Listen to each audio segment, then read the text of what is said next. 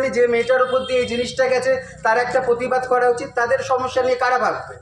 তার জন্য আজকে রাস্তায় এসে দাঁড়াতে লেগেছে। কেননা আমরা তো জানি না কোথায় গেলে বিচার পাবো। যদি কেউ বলে দেয় অমুক জায়গায় গেলে বিচার পাবে, 1 ঘন্টার মধ্যে ওখানে পৌঁছে যাবো, কিন্তু কেউ বলতে পারবে না কোথায় গেলে বিচার পাবো, কি করলে বিচার পাবো, বলতে পারছে না কেউ।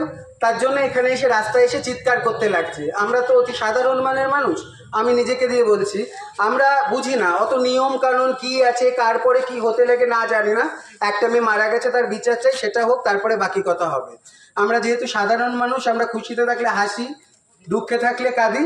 আর এটা কিন্তু দুঃখ না, এটা শোক আজকে ক্ষোভে পরিণত হয়ে গেছে। যে যন্ত্রণাটা প্রত্যেক দিন আমাদের খাচ্ছে, তাই যন্ত্রণা হচ্ছে বলে আমরা চিৎকার করছি। আর এই চিৎকারটা হতে থাকবে।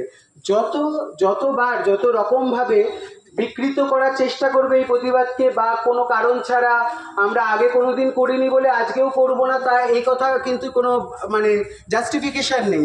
সবাই বলছে আজকে আগের যাদবপুর কি হয়েছে, কামধুনি কি হয়েছে, সেখানে তখন কে ছিল, এই হিসাবে সব কথা হবে।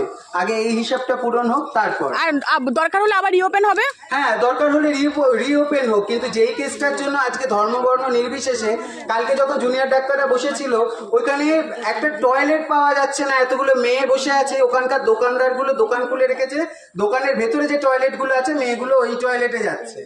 বসার জায়গা নেই, ছায়া নেই কোনো জায়গাতে। আমরা বাড়িতে এসি থাকলে পারি না। তারপর এক দাদা কাজ করতো, তাকে যে 2টো তিরপল পাঠিয়েছিলাম, আরো অনেক লোক সাহায্য করেছে।